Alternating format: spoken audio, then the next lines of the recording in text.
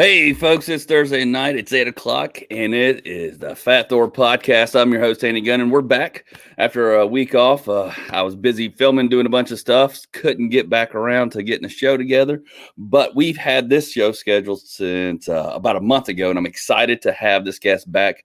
You asked for it, so we're bringing him back. You had a ton of questions. The 45 minutes he was here, he through so much information. It was almost an overload about exorcism, paranormal, and hauntings. Before we bring our guests in, we've got to pay the bills and take care of our amazing sponsors. That's right. If you are in the Atlanta metro area, if you're somewhere else, don't worry about it. But we've had 2 weeks of rain. If you had a leak, you found a leak in your roof, give these guys a call, 678-656-7482. You can get to $1,000 off on a full roof replacement. They also do patches, repairs, insurance claims. Give them a call. Tell them you heard it here on Fat Thor Podcast for up to $1,000 off on your roof replacement if you decide to get a new roof. So again, we are here tonight talking exorcism, paranormal. So let me bring in our guest. You know him. You loved him because you asked for him to come back, and he said he would come back and give us a little bit more time to remind us and dissect all the information he gave us the last time. Bishop James Long, welcome to the show, sir. Well, thank you so much. Appreciate you having me. Yeah, man. Anytime. It was you walked us down the path of exorcism, minor rite, and all that. Is just like I had to go back and rewatch it just to regain all the information. There's a lot to it, isn't it? A lot to it. Yeah, it's not just, there's a ghost. Yeah, that's right. Or capture the ghost in a box, right, what I mean? Right, exactly. Or capture the ghost in the box. But since you were here last, you jumped on TikTok, and you have blown up on TikTok, and you've got all these nice little 30-minute videos out there. Tell us a little bit about that. Tell the folks about that. Well, I just wanted 1,000 viewers. That was my goal. I mean, my goal was 1,000 followers because I wanted to go live. Right. And so I thought, well, I just, it was the craziest thing because when I first started, it was like 70. And I thought, well, okay, well, we're getting there slowly. And then it was 150. And I thought, what I got to do? I mean, do I have to dance naked? I'm just trying to get 1,000 followers. And then it was like 170. And then it was like, well, I mean, something. But then all of a sudden it went from 170 to 1,200. And I was like, what happened? I mean, did someone find something on me? And then all of a sudden, I mean, it was seriously, I didn't know. I had no idea. And then it went to like the 20,000 and then 50,000 and 170. I mean, it's crazy. I don't understand it. I don't understand it, but I guess people are just so hungry for demonology. So there we go. Yeah, and you've actually got 202,000 followers right now. I got to pull up. It's amazing, but no, they're great. I love what you give little people little snippets of things here and there, and you actually go live on there now. I do. You do a live show on there. Is it scheduled? I just see it every now and then. Yeah, it's. I decided to do on Wednesday nights, Friday nights, and Sunday nights at 8 p.m. Eastern Standard. That's the best that I could do for right now. So that's great. So I try to do it 3 times, and people say, "Oh, you need to do it every day." No, no. I mean, I can only handle so many people telling me you look like Kevin James, dude. Seriously. So I mean, it's like I'm not friggin' Kevin James. I'm telling you. And so I got people kept saying it. I thought, okay, fine. You want Kevin James? So I took a screenshot of Kevin James on like a little scooter going down, looking down. So I took the exact same expression, made myself look older. And then I put a side-by-side comparison and put it on TikTok, said I must be his daddy. So I mean, literally it's like side by side. But every time I go live, people say, you look like Kevin James. You look like Kevin James. No. Well, that's clever. I haven't heard that one before, Einstein. Well, yeah, but TikTok is a platform of younger folks than ourselves. It is. And that's okay. I guess I look like Kevin James, but damn it, he's got the money and I got the poverty. And I'm fat, bald, and celibate, and he's got hair and he's rich, so he's doing something. Something happened at birth. Right.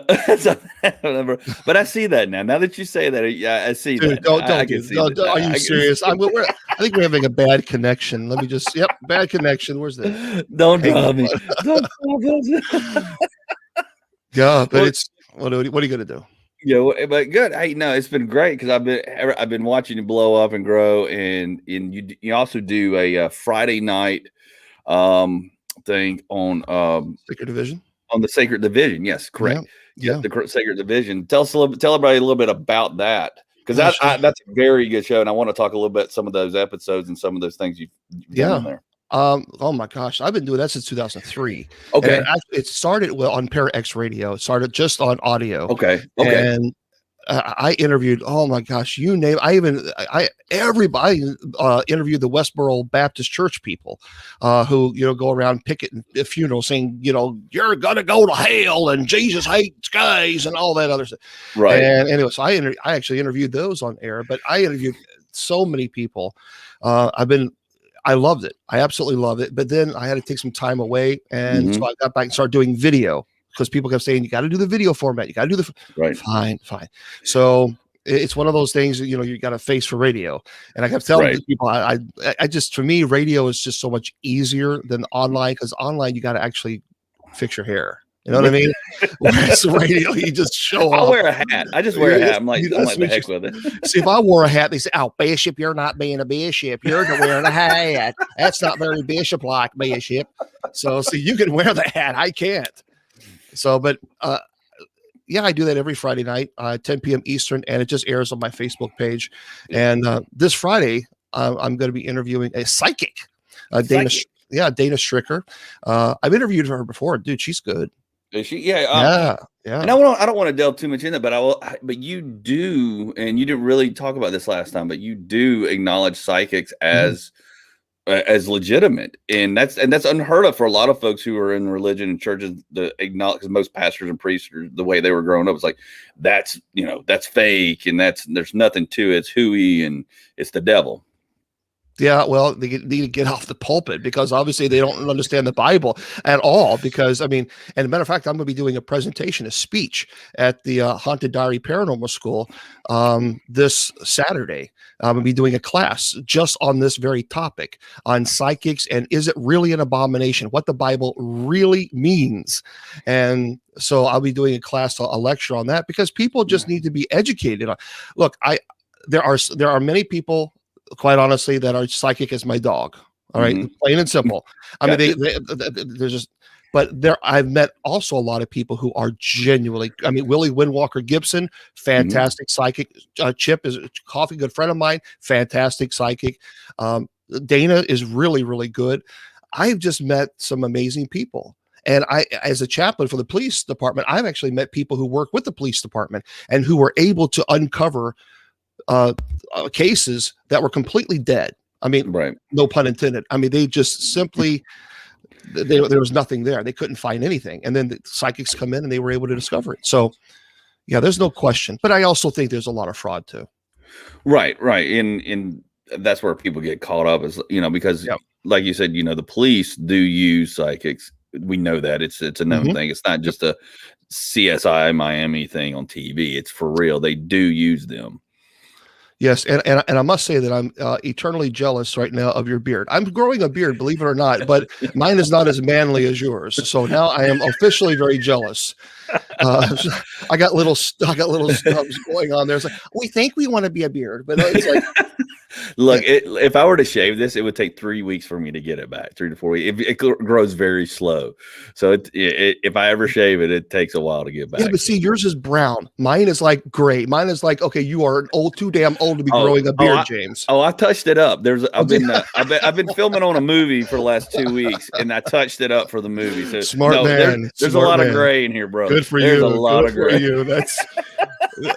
That's when you know that's when you know your social security number is 1, when you have to actually touch your beard because it's too much gray going on. That's it. You're done. Get an autographed copy of the Bible. Seriously. I can't believe it's just like when I look in the mirror, it's like, dude, what the hell? What happened to you? What is all this gray and losing the hair? And I don't know. Oh yeah. I let my hair grow out, obviously during the pandemic and stuff. Yeah. And I wasn't doing it. And all of a sudden I took my hat off, and my sister was like, "Where did all that gray come from? Holy crap!" And I looked and I was like, "Oh my god!" Yeah, it does. It'll creep up on you really, really fast. Oh, Rich Valdez is in the chat room. Oh yeah, Rich. Let me tell you, Rich. That's not a beard. Okay, that is a growth. I was okay, say, that dude. That's like he looks like Anton LaVey. Anton. Oh my god. Rich is a good buddy of mine who happens to be a demonologist. He looks like Anton LaVey with that beard and the way. Rich, I might have to buy you some. No offense. No offense. I might have to buy you some clippers there, pal. I mean, that's it. Well, Anton LaVey and Kevin James. Well, that's a good movie right there. There's something there. There's something. Maybe they could redo like what was that? Oh, I can't even think right now. But yeah, he does. But he's a demonologist as well. Yeah. So welcome to the show, Rich. Sorry, didn't mean to throw you under the bus there, brother. But nice beard, nice bald head. Nice. I wish I looked that good when I go bald, because I'm slowly getting there. Oh, I tell you what, that's true. Fat. I'm telling you, man. That's why I don't understand why we can't recruit more people. Fat, bald, celibate. Join the priesthood. I mean, people don't sign up. That's why I started the Fat Thor podcast and the Fat Thor lockdown challenge. Because dad bods need to unite, and I didn't like the dad bod thing. I said, "What's the closest thing to quarantine and dad bods?" I was like, "Fat Thor." There you go. I love it. It makes sense to me. But of course, now there's going to be some people that say, "Now, Bishop, not everybody is fat, bald, and celibate in the priesthood." I know. I'm just talking about myself. All right. It's like comedy. Talk about yourself. Don't talk about other. I'm still in therapy over it. Don't harass me. Don't judge me. Okay. So there. No, it's whatever. I'm people have made comments about my weight all my life, and it's like Free Willy. Oh, dude, not over here. I will butcher that thing and sell the oil. Sorry, PETA, don't contact me, please. Don't contact.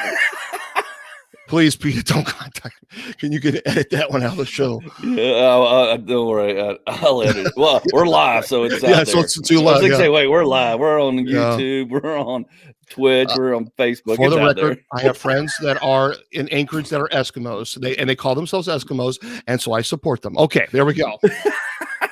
We're done. Maybe that'll cover me. So yeah, your Sacred Division. I love it that it's on Facebook. Yeah. I've actually watched it on Friday nights and put it on my TV because there's nothing else on, and I've watched it. No, I'm saying you're very entertaining. I'm saying there's nothing on TV because I've crushed it all on Netflix. I was bored out of my ass, so I just watched this Sacred Division. No. Well, there's no ghost of it. You got to pay. I love it. You got to pay for all that stuff now on Discovery Plus or whatever, and I refuse to pay the $7. I'm like, no, I'll tune in to Mr. Totally Bishop understand James that. Totally understand. But it's great. I like it because you did an episode which I caught that I thought was really cool. Is the Hinsdale House. Oh, where you interviewed the owner of the Hinsdale House and talked through that. And actually, you said and you called out on the show, and I tried to go back and find it, but I couldn't find it, that there was a candle or something behind the guy or something halfway through, and he was like, "What?" I thought that was really interesting. There were several people who saw even shadows. I mean, that was because I've never been to the Hinsdale. I've always wanted to go to the Hinsdale. That would be a really cool thing to do. But he was awesome because he was actually there at the Hinsdale doing the interview. And I thought, dude, this is so cool. This is so cool. So, yeah, I really enjoyed that show a lot. That was a good one. And I didn't see any shadows, but then when you pointed out the camera, I was like, oh, that is something right there. Yeah. That's crazy. Did he ever go back and look at it and contact you back on that? Or is it just. No, because it was interesting is that people would try to go back and look at the film and they couldn't see it, but we could see it live and see something like that happened before. When I was at Waverly Hills, Frances, Connie Willis is a good friend of mine, and she does AM Coast to Coast AM sometimes with George Norrie, and so I did a show for her because she has her own network, and so she did investigation at Waverly Hills. But this was really interesting, and I can't explain it now, but we were on the third floor, and it was live. And then all of a sudden she was in the chat room and she said, "What was that noise?" And everybody in the chat room heard it. And they said, "It sounded like some massive, gigantic thing fell." And we were like, "No, nothing fell. Nothing fell at all. I mean, nothing." And so about 3 minutes passed. And then bam, this thing hit so hard. We thought it was one of those metal radiators that actually had come from the wall and hit the floor. I mean, it hit so hard, we could feel it. And we all thought, oh my gosh, what in the world? And then we freaked out, but they didn't hear a thing. Right. They didn't hear a thing. And that was the strangest thing, how they all heard it. Every single person in that chat room, and Connie heard it 3 and 4 minutes before it even occurred. And I can't explain that. Wow, that's great. Yeah, because like I said, I tried to go back on the on Facebook, and I rewound it all the way back to that mark. I think it was like at the 38 mark, because I wrote it down in my notes or something, and I was like hunting. I was like, I don't see it anymore. I know he saw it because he pointed it out, and I saw a glimpse of it, and I tried to rewind it for my wife, and she goes, I don't see it. And then I went back and tried to find it again today, and I couldn't. There's nothing there. No, it was just, that's one of those things I can't explain. Just like at Waverly Hills, I can't even.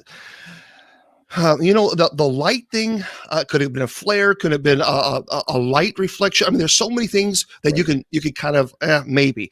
But dude, at Waverly, there is no explanation for that. I have never experienced anything like that before, where they heard it 3 or 4 minutes before it actually even occurred.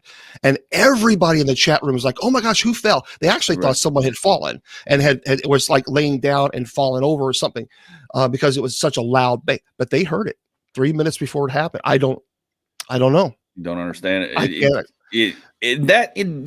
Now let me ask this, because I think a lot of people ask, it's like, some people can hear things and will hear things that others can't when it comes to paranormal hauntings and demons and things like that. That's correct, right? Yeah, but it's correct, dude. But here's the problem: everybody watching live heard it, but the people who were actually there, nothing occurred. Nothing occurred there, but everybody listening in that moment on whatever could hear the sound. That's listening and watching, because we had it was an audio video. So we were walking down the hallway, and then that's when they said, oh my gosh, what happened? Who fell? Nobody fell. And like I said, 3 minutes later, then it happened. And then we heard the same noise they heard 3 minutes earlier. I don't know. Can't explain that. That's crazy. That is absolutely insane. Yeah. But and I, like I said, I love what you're doing with the show. I think it's very entertaining. It's great. Now, the last time you were here, you started telling us about the rites of exorcism, and you kind of walked us down the path a little bit. Can you just kind of tiptoe on those to remind folks real quick? You don't need to go deep, but just the difference between the two. Or 3, excuse me. There's 3, right? Yeah. It's good. I'm like, wait, there's more. There's so much. Wait, there's more. Well, there's more. Wait, there's more. Venture Roofing. Sign up today. Call them. Yeah, got it. Look.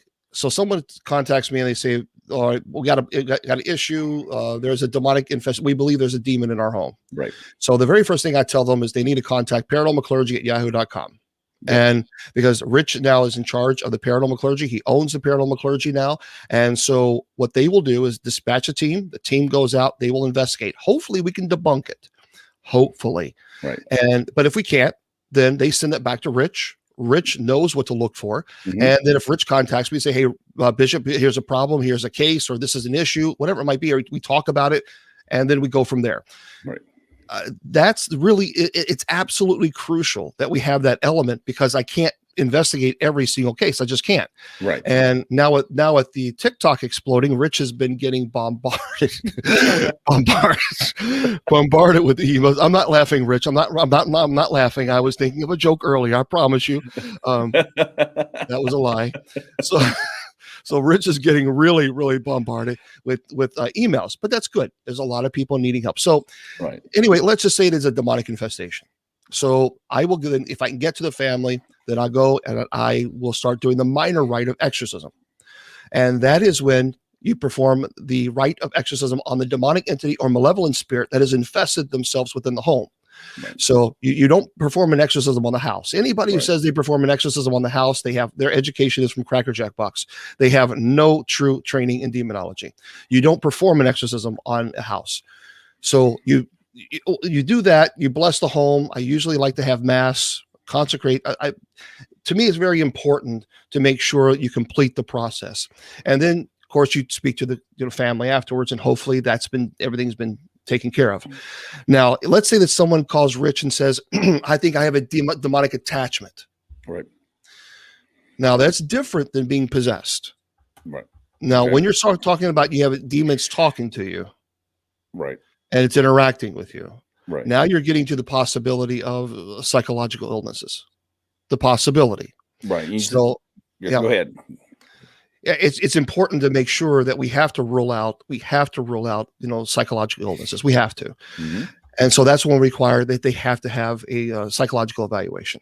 And it really is non-negotiable, because anybody who is saying that they have a demon attached to them or the demon is speaking to them, we need to make sure that we're following protocol. Right. And we need to know the medications that they're taking. And I need to be able to speak to the doctor. I need to know they had to sign HIPAA laws. And this is where it gets me involved. And this is where all the legal issues come in, because you have to find the HIPAA laws. You have to know the medications. You have to speak to someone who's medically trained. I'm not medically trained. And so I need to know all the medications and what the side effects are on those medications, because many of the side effects can cause hallucinations. And so we got to roll all that out. So all that stuff has been rolled out. It's clear that the person has a demonic attachment. That's when you perform what's called a deliverance. A deliverance and an exorcism are not the same thing. And this is what people get really, really confused about. A deliverance is performed on someone who has an attachment. That is done on, you got demonic infestation, oppression, possession. That's done on the second stage, which is oppression. That's a deliverance. That's a deliverance. A possession, someone has their intellect and will has been eradicated. They've gone through the obsession stage. They can no longer fight. Their immune system is deficient. They are weakened. They just simply don't have the will to continue. Then you have possession. In that case, that's when you consider the solemn rite of exorcism. And so the minor rite is a blessing, and you perform the exorcism on a demonic entity or malevolent spirit that's infested itself in the home. The solemn rite is performed on an individual who is possessed. There we go. Now, let me ask you this, because this came up in an interview that I did with Zone 13 Tattoo. They believe they've got a haunted tattoo place, and they've had some folks come in, and they believe the building not so much is haunted. They believe that the grounds it sits on is more haunted than the house itself. Sure. And you hear that a lot sometimes if you watch some of these shows. It's like, well, the grounds, it's not necessarily the house, it's the grounds. And it's not the person, it's the grounds. Now, how do you tell the difference between the two, and how can you do you figure that out? Or sure. Obviously I would assume you would. Yeah, look, if you're talking about demonic infestation, then the grounds are you already have an infestation. Even on the grounds are already infested by the mere presence of the demonic. So the grounds, you already know with the minor rite of exorcism, you need to bless the grounds. That's when you have people who are playing exorcists who are just blessing the homes, and they go around saying performing the exorcism on the homes, and yet they do nothing to the grounds. Well, they haven't completed the process. And that's what you have to do. You have to complete the process, which is the minor rite of exorcism. And then you have to make sure the grounds are blessed. And so you always have to do that. Now, what bothers me, though, I will tell you, it does kind of disturb me a bit, because my grandmother was full Cherokee. And she loved her way of life. And she talked a lot about, she was a shaman. But every time you talk about cursed land, it's the Indians, it's those Native Americans. It's the Native Americans. I'm thinking, dude, they're not all bad. I mean, come on. There were some that were rough, and there were many white people that were rough. Come on. Right. But it's always, it's those Native Americans. They're at it again. They're at it again. It's like, every time. So bad. I don't mean to laugh, but it's true though. But it's true every time. And you, now that you're pointing it out, I'm thinking, I was like, yes, it is. Every time you think about it, they just point. It's the Indians. The Indians were here before. Native American. It's nobody else. Native American burial ground. That's what you hear all the time. I'm telling you. And I was talking to a lady the other day, and God love her, she's as country as could be. I don't like those natives.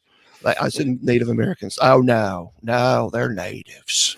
No, ma'am, they're Native Americans. They were here before us. Oh no, they weren't here for us. I mean, she was really going into it. Right. And I know it's haunted. I know it's those Indians.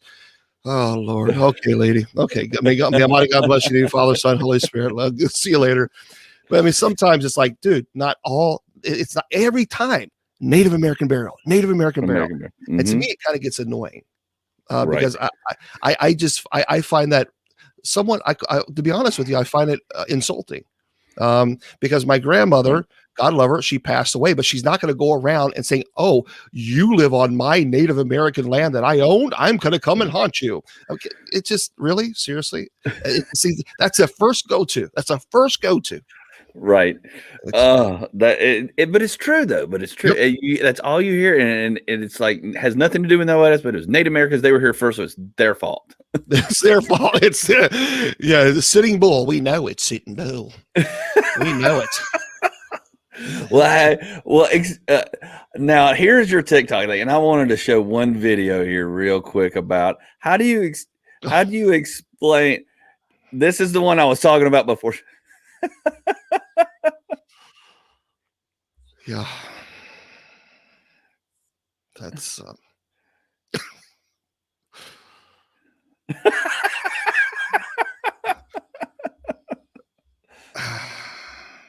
yeah. I can't watch any more of it. Okay. Sometimes I swear these things like, oh, don't do it. Please don't do it. Don't do it. Oh, they did it. There's a video. I'm going to do this. I'm going to do a video again. I'll just tell you this. I haven't done it yet, but I'm going to be doing a video here on TikTok. A woman who barks like a dog. Okay. And the pastor says she's possessed. She's possessed by the spirit of dog. And she starts barking. Right. Did you hear? She starts barking. Yes, she starts. And it's a damn Chihuahua. I mean, of all dogs, you're going to scare somebody, and you're an ankle biter. Seriously, that's the dog you've chosen to. But seriously, she starts barking like a little ankle biter dog, like a Chihuahua. I'm thinking if you're going to be possessed by a dog, at least do a Rottweiler or some type of big dog to scare people. Right. It's like, dude, you can't make this stuff up, and that's what's like. Well, that's why I want to show that video for those listening now watching. Yeah. And later, we just showed a video of a guy making all these noises and snarling like a pig. If you heard that, it's obviously fake. Obviously, it's fake. But how do you discern? Of course, you have those processes now that you mental illness, the whole 9 yards. I don't know what show that came from or where that, but. You squeal like a pig, son. I'll make you squeal like. I mean, it sounds like what is that? What is that movie? Where the banjo. Come on, you know what I mean? That squeal like a pig. You know. I'm blank. I know exactly what you're talking about. Isn't it? It's gonna drive me crazy now. For the rest we'll think of it halfay through the show. Yeah. But it's like you're gonna squeal like the pig. Yeah. Deliverance. Actually, it is deliverance. It is deliverance. It is deliverance. Yep. Yeah. There it is. Oh, someone, Tommy, yep, deliverance. I told you it'd take a minute. I'll get there. We'll get there. But I mean, see, it goes around squealing like a pig. It's like, oh, please don't do that. Please, I swear, I should make a TikTok video of that and put the banjo music behind it. Just, I should. You know, I'm going to do it. I'm going to do it. I'm going to put a banjo music, the dueling banjos, and I'm going to do it. I will. That'll be awesome. I can't wait for that. And people are really gonna. Oh, you're a fake exorcist. I knew it. You're a fake exorcist. No, I happen to be clergy who happens to be exorcist who doesn't like nonsense, who doesn't like stupidity. Right. I mean, it's to a point where it's like, just stop it, you know. But yeah, I mean, some of these videos you just have to. But what bothers me, yep, is not so much the people. What bothers me is that the pastors, and I use that term clearly, they're taking advantage of these people. They don't know if these people have psychological illnesses. Right. That's what I was kind of wanted to Yeah. breach that, to kind of walk down this path. It's like, how do you figure out what's fake? And then there's pastors and churches out there that are using this as a platform to, this is real. And you're like, whoa, whoa, whoa, whoa, whoa, whoa, Yep. whoa, whoa. Well, it's very simple. A demonic entity is not going to squeal around like a little pig. A demonic entity wants full and total control. Okay. Full control. And what does that mean? I mean, of course, full control, we know what that means, but I don't think people can wrap their head around that. The minute you walk into a place where a demonic entity is present, you know that it's trying to control the situation, control the environment, control you, and they're not going to go squeal around like a little pig, because when they squeal around like a little pig, you obviously realize, okay, obviously the demon needs some psychological counseling. That's not reality. The reality is that many times the person, especially in the transient possession, many times the person is not in a possessed state. So in transient possession, the demonic will enter and leave the body at will. And so what I will do is begin to pray, to provoke, to cause the entity to manifest itself. Okay. And so there are ways that an exorcist will know where we are in that transient possessed state, but it's not squealing. It's not cartoonish. It's not silliness. Right. And this is what we see on all this silliness and barking like a dog. That's all silliness. That's absurd. Right. That's entertainment. That's just an abomination. A demonic entity is very much in control. They want to control the body. They want to control the environment. They want to intimidate. Okay. And they're not going to intimidate by causing a person to squeal or bark like a little chihuahua. Right. Okay. That's not so. That in of itself is absurd to think that was a demonic entity. They are absolutely trying to get into the psyche of the exorcist, and they're going to use any tool that they can, which usually means contortion of the body, the screeching of the vocal cords, trying to explode the vocal cords. And the person of exploding the vocal cords is so that the demonic then cannot tell you its name. So the screaming, the horrible screeching that a person would do is for the sole purpose to blow out the vocal cords. And that will shut down one of the part of the exorcist when the exorcist demands that the entity tells its name. So this is very serious. This is not. So you're saying it's trying to blow out the person's vocal cord. Not only that, totally out. Blow them totally out. But even at that, even with the vocal cords completely distorted and blown out, you can still force the entity to manifest and force its name. It's trying to do everything to convince you that there's no way you're going to get its identity. The last thing it wants to do is to show you its true identity. That's the last thing. And also, it will not show you its weaknesses. So it's going to do everything in its power to throw you off, to confuse you, to make you think that the person is actually no longer possessed. It will do it's not showtime. And so this is quite serious. This is very, very serious. When you're standing in the presence of a demonic entity, you learn very quickly how mortal you are.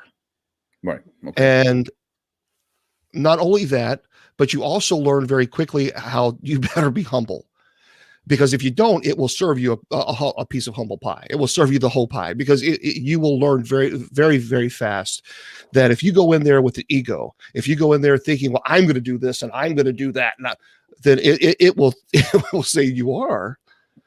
Well, let me introduce you to what I'm going to do. And so that's when you've already lost the battle and you haven't even realized it. So you have to know exactly what to look for.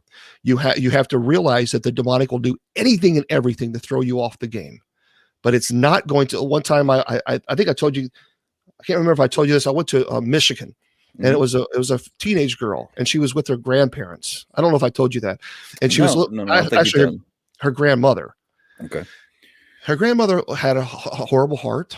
She had a pacemaker. She was not doing well, and the granddaughter was running around like a fish out of water and rolling around and screaming, I'm this, and I'm this. And her grandmother was terrified. Okay. She was legitimately afraid. So she contacted me and I said, okay, fine.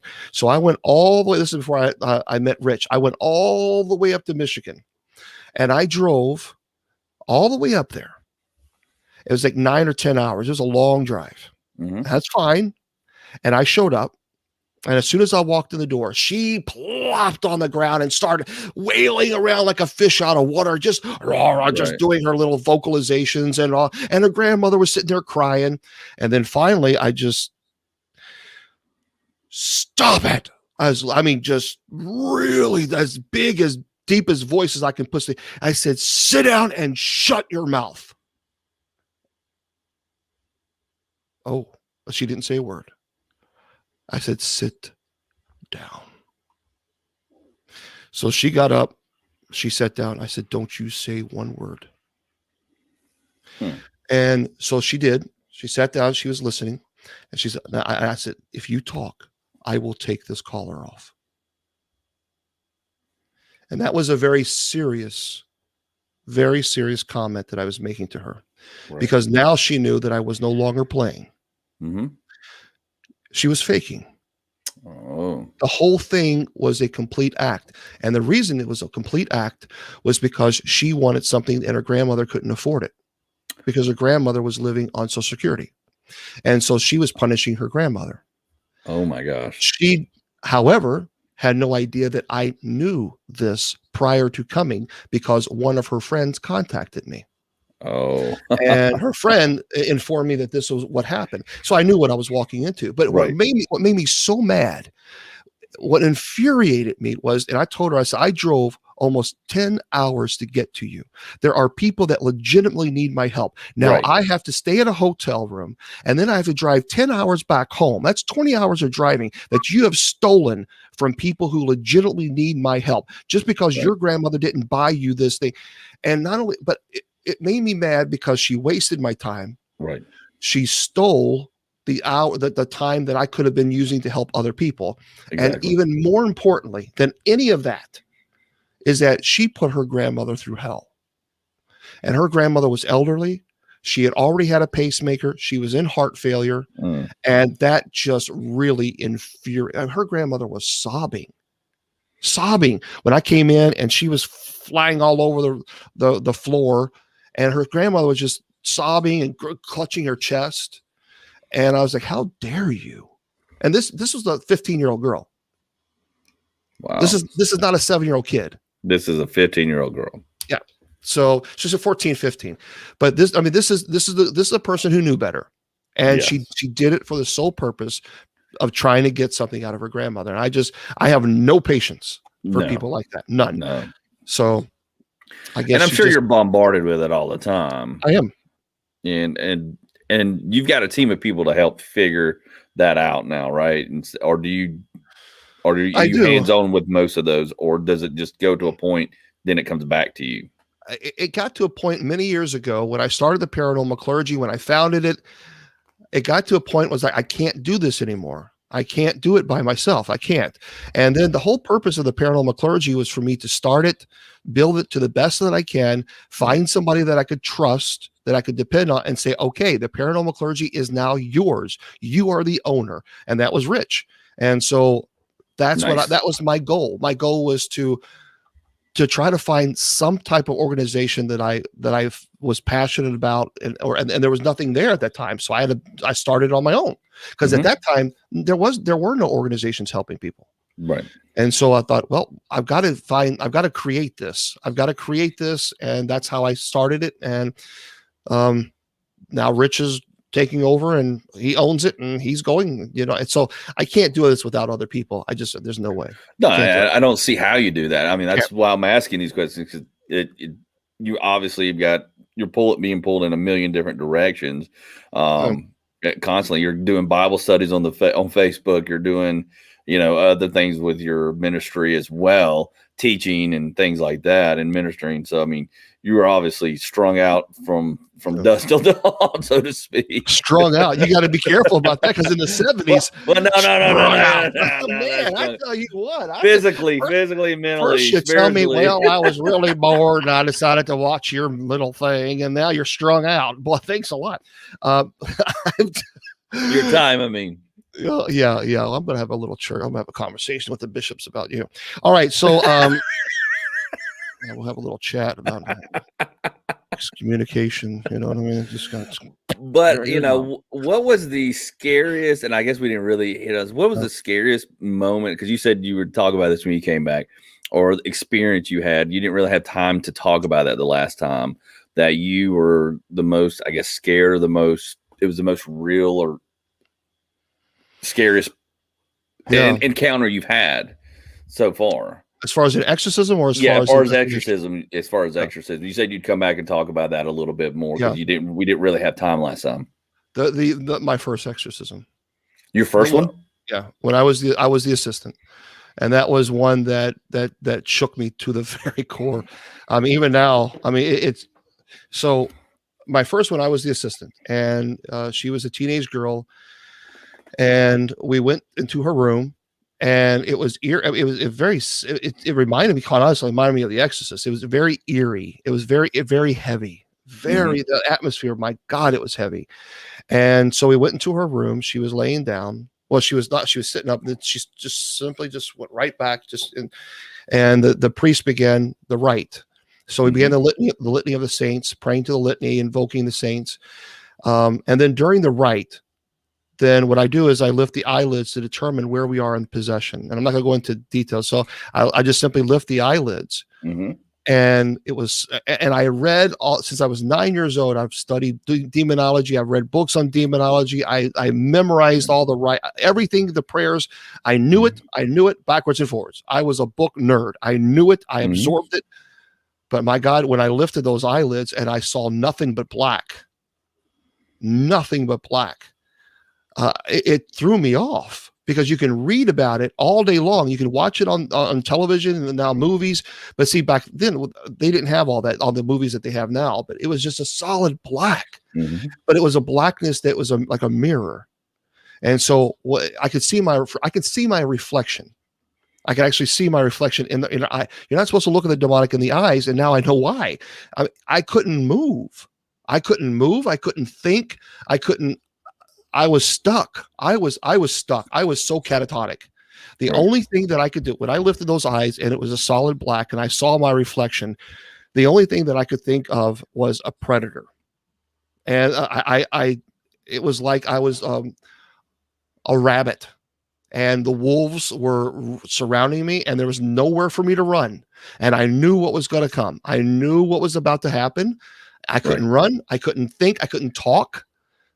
I was completely catatonic. And so the exorcist realized what was going on, and he grabbed me by my collar and did a blessing, and we continued. But that shook me. That shook me, because to feel that vulnerable. I'm telling you, when you feel that vulnerability, I can't explain to you unless you've been in that situation where an apex predator was literally about to kill you, and you knew there was nothing you could do. You couldn't fight it. You couldn't run away from it. You just surrendered to it because there's nothing you could do. You knew what was going to happen, and it felt the most hopeless, helpless. Despair. Just those are the words that come to my mind at that moment. It was terrible. It was frightening. But it was like looking in the eyes of a predator, the top predator. There was just nothing. I was compared to. I was stuck. Well, it's worse than deer in headlights, basically. Yeah, is what you're saying. You can't move. It is a deer where you can't move, but it's. But it's like a deer in headlights, but the deer knows, oh, hell, that truck's about to run me over. Right. You know what I mean? Right. But Exactly. I would imagine it would be a deer in headlights, like, okay, that truck's about to kill me and I can't move. Right. So, Bambi, see you later. But literally, that's what that's what it feels like. You didn't, it almost sounds like you didn't know how to feel other than in a way. The only way that I knew how to feel is pray. That is the only way the only thing that I felt, and that was the demonic forcing me to feel like pray. That was a demonic absolutely making me feel that the inevitable is going to happen, and that I just have to surrender to it and accept the punishment. And it was terrible. I'll never, ever, never forget it. But honest to God, you can read about it. Yeah. You can even watch the movies, but Mhm. unless you're there and actually see nothing but blackness, and it's a shiny reflection. It's like a mirror. You could see Right. yourself. You can't the word I can't do the words can't Right. describe it. No, no. I mean, Mhm. obviously, you've got to experience it. I mean, I think Yeah. that's what drives people or attracts people to haunting the paranormal and things like that, because they have an experience that they can't explain unless you saw it or were a part of it. I know Yeah. it was that way for me years ago when I was a kid and I had my first experience ever seeing something and I couldn't explain, and my buddy's mom grabbed my shoulder and she looked at it and she goes, "Oh, you saw the running man, huh, across our backyard?" And I was like, "Say what? You saw it too?" She goes, "Oh, I see him every now and then." Mm. Yeah, I mean, but his mother was a practicing occultist, witch, whatever you want to, however you want to call it, not witch in the sense of, but occultist and things like that. And she was big in that, and spirits and things like that. And I just sat there and I watched it. Nobody else was standing there, and she was in the kitchen, and I just sat there and I just moved my head and watched it. And I couldn't Wow. see any feet. All I saw was a silhouette. It looked like a guy out there hunting, going, running through the woods with a gun, hunting. And all I could see was a black outline. And she was like, "Oh, you saw the running man." And the guy, and she was, "I think he's from Civil War, actually." And she was, "But yeah, I see him all the time." And I was like, "I'm out. See you." Yeah, yeah. I'm How tall I'm was he? gone. Yes, yeah. How tall was he, would you say? He had to have been somewhere about 5 foot or so, 5 foot or Interesting. 5'5", somewhere, because I was looking down at the bottom of where the creek was in their backyard and the fence, and it came out of the neighbor's yard and through Wow. this fence and did not miss a beat and just kept moving in the same I guess trajectory, just the same path, same Wow. everything. Um, and it just didn't stop. And the only reason I could see it is because there was a fog, and it was against the fog, and it was just right there. And I even walked outside to the backyard. There was nobody out there. There was no dogs. There was nothing. And I could see Mm. a hat, and I could see like a stick, like a gun, like you would, and that, and had a jacket on, but I couldn't see anything other than the outline. And I was like, and she goes, "Oh," and I looked down to see, it's like, this thing is just moving like this, because it wasn't like running. You know how a person runs, like boom, boom, boom, Yeah. boom. It was just gliding, and I was like, "Okay, I'm out of here. I'm Yeah, out. Yeah, I'm going home." yes, after And to this day, it's like, and she grabbed my shoulder. She goes, "Yeah, I know what you saw." it's interesting you say that because, at the Gates of Hell Cemetery, which is not a good place, that place is oh my God, that is a bad place. But we were there in investigation, because Connie was doing a show and she asked us to go do a live investigation there. And so we did. And we kept hearing this noise, definitely the knocks that Hmm. people refer to as Bigfoot, the knocks. So we would do it and Right, it would do it back. right. But then some people had heard that we were going to do an investigation there, and there was a young girl and her boyfriend, and they drove up, and we were like kind of sort of outside of the cemetery, and so our backs were turned, and we were talking to the girl. She turned around like this, facing the cemetery, and let out this god awful scream, Hmm. this horrible, horrible scream. And her boyfriend let out this, "What the?" And they jumped. We turned around. Hmm. All saw the same thing. It looked like an 8 foot tall creature. We saw the black silhouette that you're referring to, but Hmm. it was massive. This sucker Really? was massive. And it ran from one, and the cemetery is not very big, but it went from one end to the cemetery to the other in maybe 5, 6 steps. Now, that is I don't even I can't even imagine. It was huge. But Right, we all saw this thing. We all saw this thing running right through the path of that cemetery, and they right, got in their car. They took off. So I mean, they were gone. They were gone. But it is interesting when you have things like that and you can't explain. right, But see, with paranormal investigators, we're like, oh yeah, let's. I want to see more. I want right. to see more. But there are some things in that Gates of Hell cemetery that I don't ever want to see again. Right. Don't ever want to see it again. I'm serious. I would rather fight 1,000 demons to see what I saw on one particular night. I Really? don't. Yeah, it drives me crazy because I don't know what it is. Did y'all have it recorded? No, here, no, on this event that I'm referring to, it was 4 people, Gotcha. and in the back, so there's one path in, and the same path exits the cemetery, and there's a fence going around the cemetery, and in the back there is a dead tree, and this tree is known as the witch's tree. But unfortunately, a lot of satanic rituals are performed there. Animals are sacrificed, bad stuff. Well, anyway, we go back there around midnight, and so we're there. Bishop David was with me. We were there, and the wind started, the trees started moving, but there was dead silence. And this was in the middle of summer, dead silence, no animals, nothing. But the winds were starting to blow back and forth, but we didn't feel a breeze. There was no breeze. And it kept going really, I mean, like a storm. We thought, what in the world? And there was no wind where we were at all. And then we would see hundreds of shadow people running around us from tree to tree, like they were surrounding us. So they would start in the back, and they would still go this way, and then start reaching out, and they clearly were trapping us in. And so we said, okay, we're not ready for this. We're not prepared. We don't know what's going on here. We've never seen this before. It's time to go. So we then go towards that path, and we exit. We turn around, and one of the investigators shone a flashlight on this tree. We all saw the same thing. And if Bishop David was here, he would tell you exactly what we saw. It was this massive creature. It was in the tree. There was a full moon right behind it shining in. So we saw everything.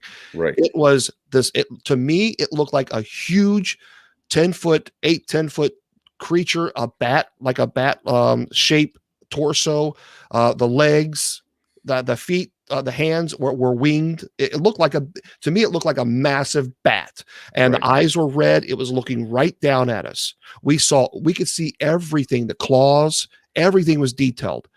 And we knew that if we stepped 1 foot closer, that was it. We knew that this thing was going to attack. And it scared the living daylight. All of us were like shook. We were all shaken by this. So we got in the car, we left. We said, and finally, when we all got together, what did you see? We compared notes. We all saw the same thing. To this day, I don't know what that thing was, and it drives me crazy not knowing. I would, you know what? I would take a lie detector test on your show. If you set that up, I would take a lie detector test right there on your show. This thing, it drives me crazy when I think about it because I don't know what it is. Right. Well, there's theories of these winged creature things that people see and have seen, in parts of the country, in a northern part of the country, not so much down in Georgia where I am at. But it's interesting that you say the way you described it. And I was trying to pull that up because they call it several different things. Not that you what is the name for it? It's on the tip of my tongue. Mothman. Thank you. Mothman. Thank you. I'm like a 5 seconds delay here in my brain. 5 second delay. But we got Tommy. Right. Tommy here helping us. Mothman. I mean, have you studied any or looked at any Mothman? I'm just asking out loud because the way you described it to me. See, the Mothman, the many pictures I've studied Mothman, the many pictures that I've seen of Mothman, his wings look very similar to like a butterfly. Okay. But this particular wings, it looked identical to a bat. I mean, we could see the complete silhouette of the bat. It looked like a massive, gigantic bat with a human body, almost like a human body as far as a torso. I don't know. I would love to know what this thing was. I think about it often. I tell everybody I talk to about this place, I tell them to stay away from it. It is one of the worst places I've ever been in my life. And for those who don't know where it is, the Gates of Hell Cemetery is in Kentucky, right? It is. It is. And see, no one knew about the Gates of Hell. 20 years ago, when I went, 2003, when I was on Para X, I was with a group, and they would say, you know what? I found this old abandoned cemetery. Nobody even knows it even exists. It's way off the beaten path. I mean, you have to be in that area to even know that it existed. And so we found it. And so let's go there. It was never investigated before. A team had never even set foot there. And then we went there, and all hell broke loose. I mean, it was insanity. And so we came back on the show, and then I said, you know what, this truly is the gates of hell. And that's what they said. That's it. This is going to be the name of the gates of hell from now on. And so that's how the name actually Gates of Hell was caught on in Kentucky, because of the gates of hell. So when I did television shows, I've talked about the gates of hell, but it is, man, that place is bad. How long ago was that when you were there the first time? That was at 2002 when we were there the first time. And we were there during the day, and we captured a lot of some evidence, some EVPs, but we just wanted to see what it was like. And then we went, it was like 2000, 2003. Then we went in early 2003, and oh my God. How far is it from Bobby Mackey's? Are they related, or are they new? Okay. Gates of Hell makes Bobby Mackey's look like a walk in the park. Oh, really? It's like going to Disneyland. There's no comparison. There's no comparison. It is a bad place. When I tell you, that is one place that I don't like going to at night. I just don't. At nighttime, I don't like going there. I will not go there by myself. Oh. No, dude, there is, like, when you go off this road, it's like 2 miles of a really bad road. I mean, the gravel's not very good, deep potholes. You got to be careful. It's not paved. It dead ends. Is this it? This is it right here, I believe. That's it. And when you're riding down that road, you feel it. Oh, really? This looks like a normal, like, dirt road, like a little, a normal. Yeah, that's kind of like, I think that's either at the end, but that's yep. Yeah, it's bad, man. It's just not a good place. It's one of the most active and violent places I have ever been to. And people have told me, and they send me emails. I said, stay away from it. I said, do not go to this place. Stay away. How old is the cemetery? It's pretty old. They have some 1860s. 1860. Yeah. Okay. There it is. Because I've only heard a little bit about it. No, and you were actually educating me way more about the gates of hell than anybody else I've ever heard. I just kind of briefly, and then when you said that, I was like, wait, is that the same one I think I've heard about, but I'm not sure. Okay, it does look kind of weird and creepy, but it is. I'm telling you, it's a bad. I've said it a million times. It is a bad place. It's just, in this cemetery, when you go there, you don't have to guess. You don't have to be a psychic. I'll tell you that right now. You do not have to be a psychic. No, not to be there. Now, so the big picture that you showed at first, yeah. So you go around the curve and go towards it, and it opens up. Remember, it's 1 lane in, 1 lane out. It's that road. Now that road, this is the main road still going through here. Yep, and that is the tree right there. This is the tree you saw. That is the tree. It stood all the way from there, and the wing was massive. It filled that whole entire tree up, the whole thing. Really? Yep. We all saw it. That's the tree. And there was a full moon right behind that sucker. And see, if you just keep going down that path, that ends up to the witch's tree. Okay, the witch's tree. And it's basically a dead tree. Okay. And yeah. And I don't think they have that here on the website for bringing people for advertising. I didn't see. This is the only tree I saw. That's why I went back to it to try to give reference to what you were discussing. Yeah, like I said, there's very, very few places that make me uncomfortable. This is one that makes me uncomfortable. I haven't seen that many paranormal people try to or anything about it or watch it or discover it, or do anything. Good.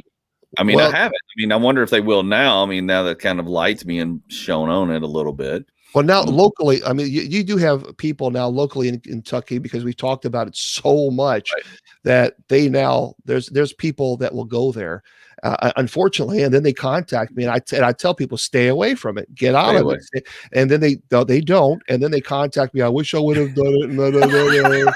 Wish I would have listened. Yeah, it's like, well, dude, hello, I told you not to do it in the first place, but they don't listen. And when we went there last time on Connie Willis's show, what really freaked me out, and I did not like this at all, was that they had a smiley face on the dead tree, that tree there, the witch's tree.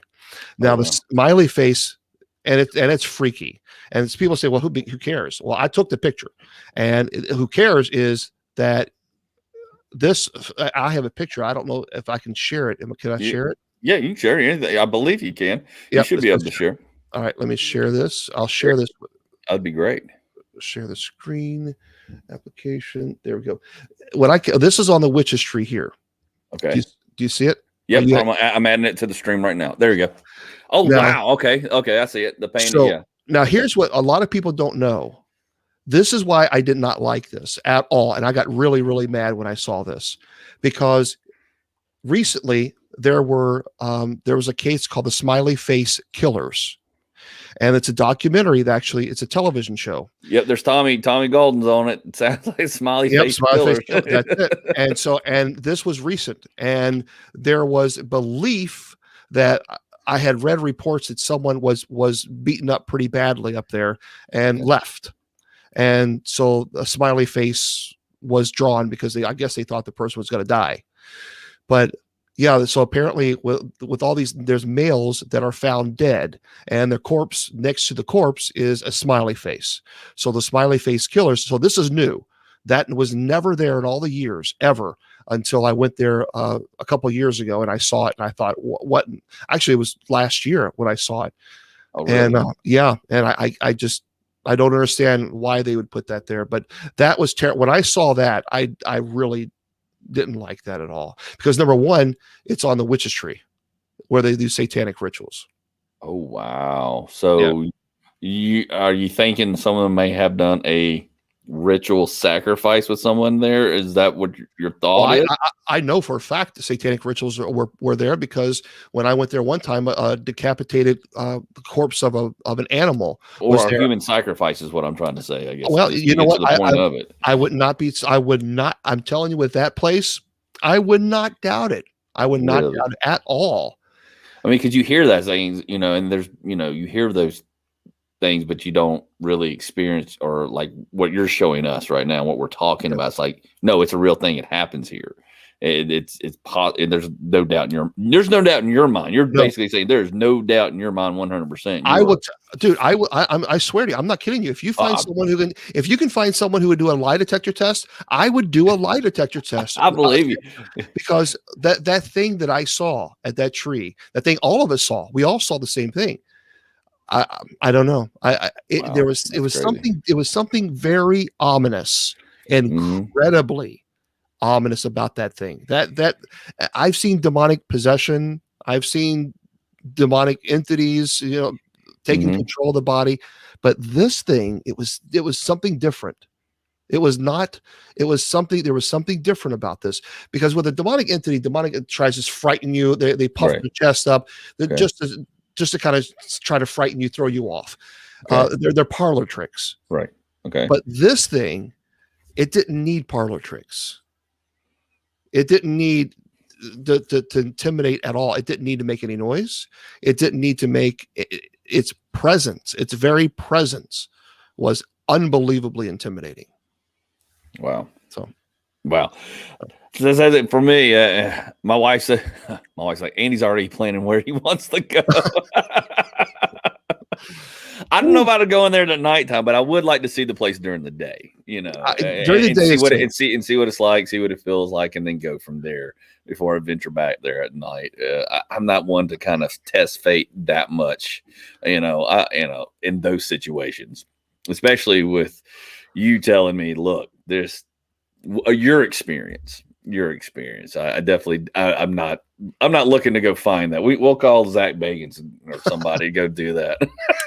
That's the last thing that he needs. He does not need anything else. I mean, seriously, this thing. Well, I mean, I don't know. There's just something about that place. It's bad. I mean, it's like I said, it makes Bobby Mackey's like going through Disney World. I'm not. That's not an exaggeration. Wow. That's a big statement right there. That's a big statement, because it's as well documented as Bobby Mackey's is, and obviously you were there numerous times, documented with Ghost Adventures and all that. But yeah, explain this. real quick, and we won't take too much of your time. I don't know how much more time you have. I know we're over an hour, and I wanted to give you the floor to have as much time as you want to cover what we didn't get to last time. My wife says you better get Bishop Long and go. I'm out. He says he's not going. Couldn't pay he says he's not going. Let me put it this way: you could not pay me $1 million, and I'm not. This is no. You could not. If you had $1 million right in front of me, and say, Bishop Long, I want you to go to the gates of hell and stay the night at the gates of hell, and here's $1 million, I would say, nope, not going to happen. Right.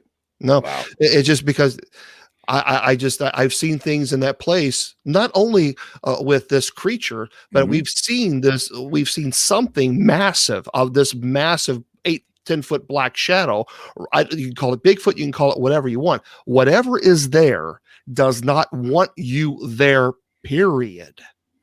Under no circumstances. But see, again, I can deal with demonic entities. I can deal with that. But that thing in that tree, I don't know if that's what Mothman's supposed to make you feel like. I don't know what it just, that's just the first thing that popped in my head was Mothman, because people talk about Moth, but you're talking about a spiritual demonic. I don't know. No, I don't know. But you don't know, but you're not definitive. You don't know. You own that. Okay. I've never seen a creature that was 8 to 10 feet tall like that, and its wings were spread out, and it was clearly bat. To me, it looked like large, very bat wings. It looked like a large bat, a 10-foot bat. That's what it looked like to me, with a prolonged torso. But you couldn't see the face. Oh, I can see. You could see everything. You could see the detail. The face did the face have a bat face? Yeah, it was like the nose wasn't so far out. It was more stuffed in, but there was no growling. There was no snarling. You didn't see the teeth. Saw the eyes. You could see the claws on the feet. You could actually see what it was right there on that branch. It was right there. You could see. We could actually, because he was flashing a flashlight. Right. So. You could actually see everything. You could see the whole thing. Yeah. And y'all just turned and ran. Oh yeah. I'm serious. But it didn't fall. But it didn't follow you. And I'm not laughing at it. But it didn't follow you. But you were able to turn and you ran. We were frightened that it did follow us. We were frightened that it would have. And if it would have, there's no telling what it would have done. It just, that thing. I don't know what it is. Like I said, it's driven me crazy ever since I've seen it, because some people say the dog man.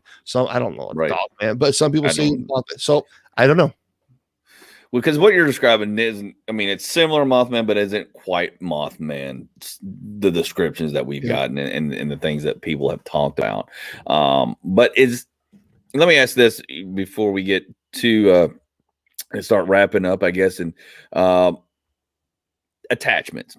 Mm-hmm. What is the difference between an attachment to a doll for an entity or a demon versus, I guess, a person or a place?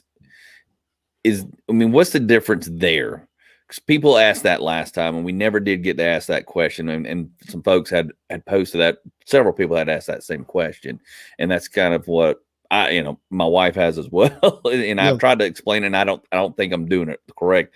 So I'll give the floor to you on that.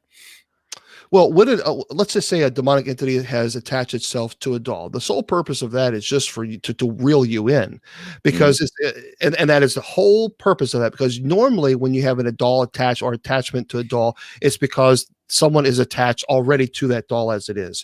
So it could also be a child, luring the child in, and then that immediately lures the adult in. How do you get to the adult? By going to the child. So a lot of times when a demonic entity will use a doll, and many times it's just oh, look at that. Did you see that? Did you see that? So matter of fact, I've seen so many YouTube and TikTok videos where people are like, oh my gosh, it moved. Look at it. And then can you move it again? Can you move? And then that's the invitation. Gotcha. That's the invitation. It's something as simple as you asking it, can you move it again? That you've now given it the invitation to communicate with you. And that the open line communication has already been granted. And so then little things, it can, and that's why they're parasites. The absolute demonic entities are parasites. They will do anything and use anything to just reel you in before you even know it. So that's why a lot of times they attach, demonic will attach, or malevolent will attach itself to and an object like a doll, not because it's restricted in that space, but because they're using that as a tool to basically open a portal to communicate with you.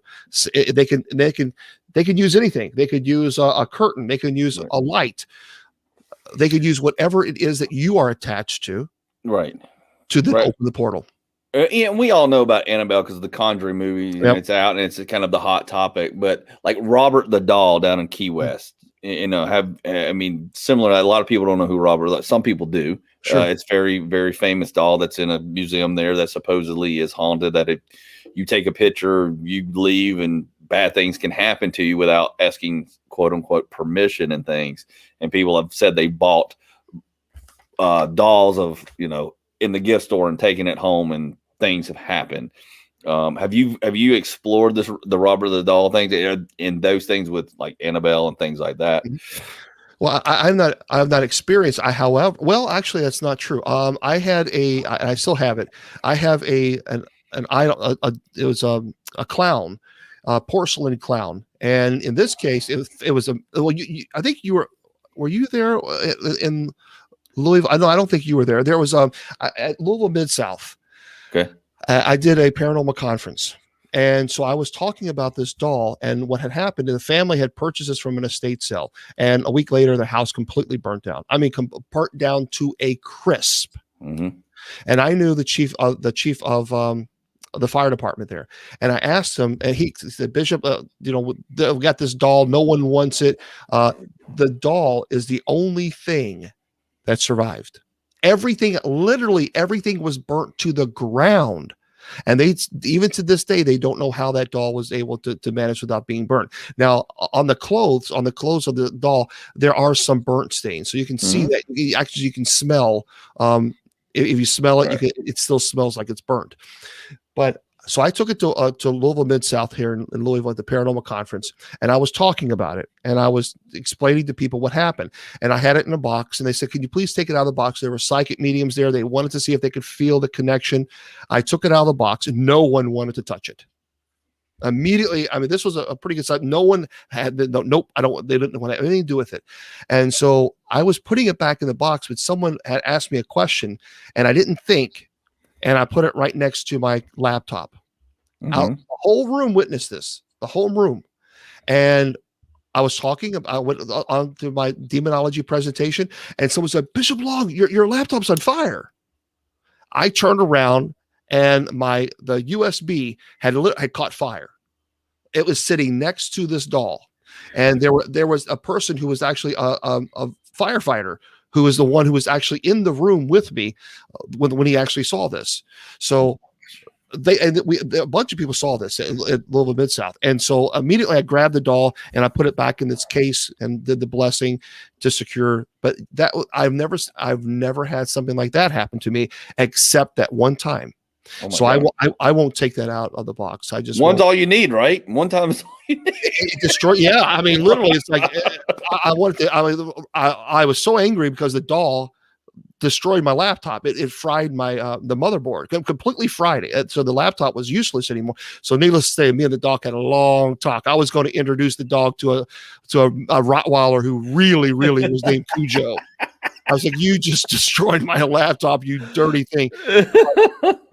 But I've kept it. And I talk about this, but that people were stunned. They could not believe it. I was stunned.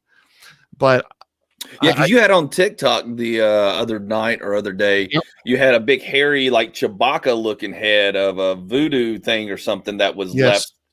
Right. And I showed the doll as well. I actually showed the porcelain doll too. I missed that. I missed that part. I just remember watching the chewy looking hair. That's actually human. That's human hair. And it's human hair, right? Okay. Human hair. And that was actually in New Orleans, where there was a person who owned a business, and it was left on the Day of the Dead. It was left right there. And the person apparently did not want it in their home. He brought it, and all hell broke loose in his store. I mean, it was just horrible, terrible things. And so he contacted me. He said, "I want it out. I don't know how to get rid of it." So I said, "All right, send it to me. I'll take it." And this thing is freaky. It is. I've never seen something like this before in my It was entire weird life. looking. That was Yeah. weird looking. Yeah. How Weird. much things do you take on and keep? And I mean, do you Quite a keep or few. just certainly or a few Yeah. quite a few things? I have a storage facility. Gotcha. Oh, you got a storage facility. You keep it away from the house and not Away in the house. No, no. The only time I brought that in was to show on that TikTok. Otherwise, it goes immediately right back to the storage facility. All right. Eddie, both Bishop's haunted item gave me goosebumps and cold chills. Oh yeah. Oh yeah. They're really, and that's just, and as a matter of fact, I have a skull that I collected from the Gates of Hell Cemetery that was What? used. That was actually used during one of the satanic rituals, because there was a candle that was on top of the skull, and there was animals that had been killed, mutilated, and Right. so I said, nope, I'm not leaving that here. I'm not going to leave. I took it. I said, So I took it, and I have possession of that. Oh wow. But nothing's happened with that.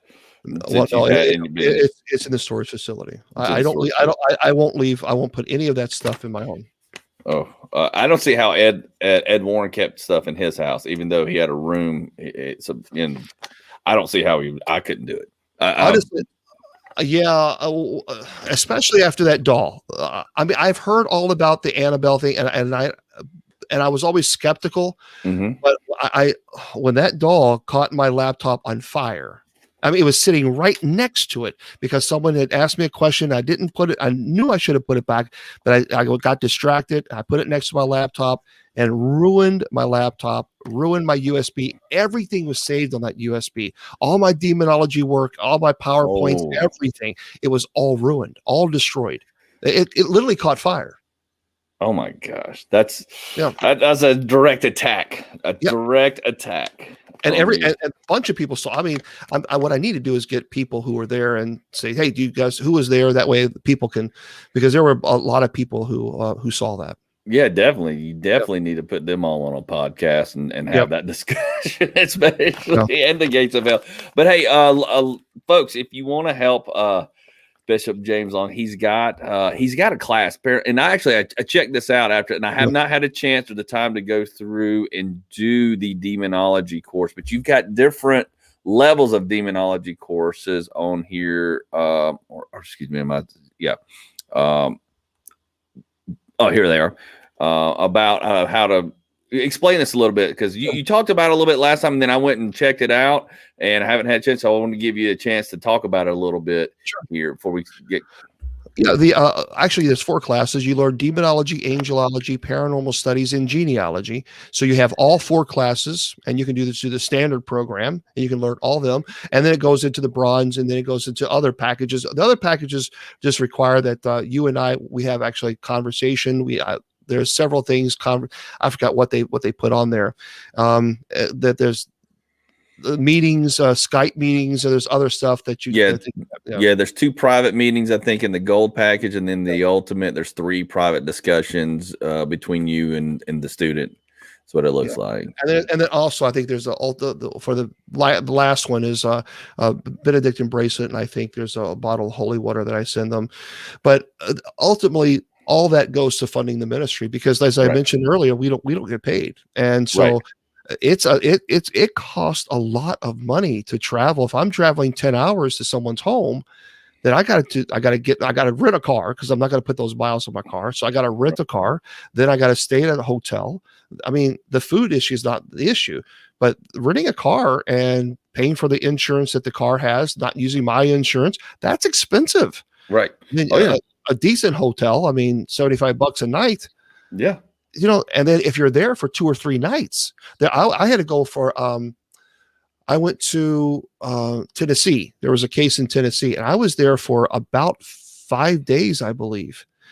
And so, thank God, a friend of mine, Christina, she had some type of program where you could stay at hotels. Right. I've got one. And so she said, "Oh, James, just use one of my little things, my voucher things." And if she had not done that, I would not have been able to go to that people's house. There's no way. Right. And that's why I wanted to make sure you get you get the floor, but because this is all donation. This is all towards what you do and how to, and what you're out there helping people and doing what you do. I mean, I would love to be able to say that, I won the lottery, so that I would never have to worry, because, the hardest, people ask me all the time, what's the hardest thing about this ministry? That's easy. It's not the demons. Yeah. The hardest thing about this ministry is having to tell someone on the phone that you can't get to them because it's just too expensive. Right. That's the hardest thing. That is the hardest part of this ministry. Right. And that's where and that's very, very, instead of you just saying, hey, send me money, you're like, hey, let me teach you something. Let me give you a course. Let me give you a class. Let me give you something, which is great, which I think, and I'm going to do the classes. I'm going to do it. And I don't know when I'm going to have time to sit down and do it, but we did get one of the bracelets. Oh, we did get one of the bracelets. It came in. I haven't opened it because this is your your stamp that you're saying. I'm not going to give your PO box so people don't send you more random stuff than you need. Yeah, I tell you what, I had to do something. I was like, he's coming back on the show. I've got to help support him. I've got to show him some support from the show. So I wanted folks to see that because you have some more of these bracelets available right now. Oh shoot, it fell. And you got a nice little note here. Nice note from. And then here's the bracelet. Oh, this looks even better than it did. This looks really cool. This is really nice. Yep. For everybody see. And that's the bracelet and this is the Saint Benedict. Yep, Saint Benedict medal. And what's the beautiful thing about that, what I like about this is that it's actually leather. Yes. And a lot of people have talked to me about the leather, and that they even taken a shower with it. And I tell them all the time, you can shower with it. It is actual leather. And so you're good to go. You have no problems at all. None. And so they seem to like it. Yeah, it's very cool. I'm going to use it against my wife when she starts yelling at me and getting the power of Christ compels you. Saint Benedict. I'm kidding. I'm kidding. I am not going to touch that one with a 10-foot pole. You're not going to get watching. She's watching. She knew the comedic part in my comedy side. My comedic side was going to come out at some point. Throw it. Yeah. I wear mine. I have mine. I always have mine. Nice, nice. But yeah, well, we got ours, and it came very quickly. I've had it for. I think I ordered it like the week before last, and it came within a couple of days. Well, it's sad because they had a really bad storm there in Nashville, and that really put me behind. I actually am the one that personally mails them out, does all the envelope, everything. So I do all of that. So it actually came directly from me, not other people doing it. I actually do it. Nice. That's good to know. So folks, get your bracelet. Go check out the courses. Help Bishop Long. Follow him on TikTok. He's got a heck of a follow. He's got some very good stuff. Tell everybody tomorrow. Tell them all your stuff, where they can find you.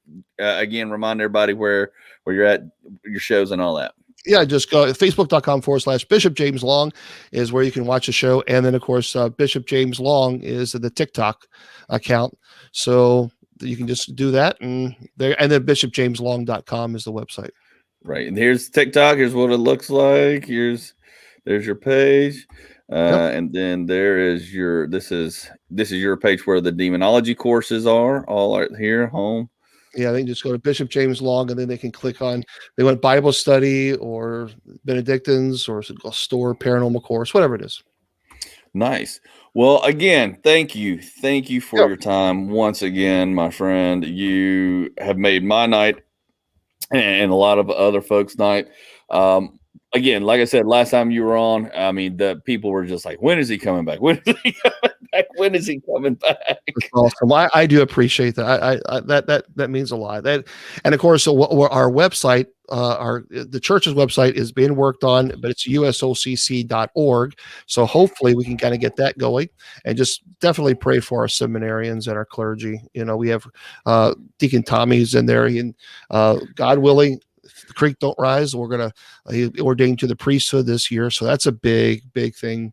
It's anytime you're ordained, that's huge, but the priesthood is something very special, very, very special. Yes. So, certainly keep our seminarians and clergy in your prayers. We definitely will. We definitely will here at the show and do everything we can to support you. I'm going to put all the links up on the Fat Thor podcast page and on this episode, so you can click at the top once we get off here and go right to wherever you want to go to follow Bishop James Long, help him, or get a bracelet. Get your bracelet, or get your demonology courses and angelology courses on and everything. Again, folks, our sponsors at Venture Roofing. Don't forget them, 678-656-7482. If you're Atlanta metro area, you need a roof, you got a roof leak, give them a buzz. Again, Bishop James Long, I'm your host, Andy Gunn. That's our show for tonight, folks. We'll see you here next Thursday, 8 o'clock live. And James, I can't thank you enough, sir. You have a wonderful evening, and we'll talk to you later, sir. Thanks a lot. Thank you.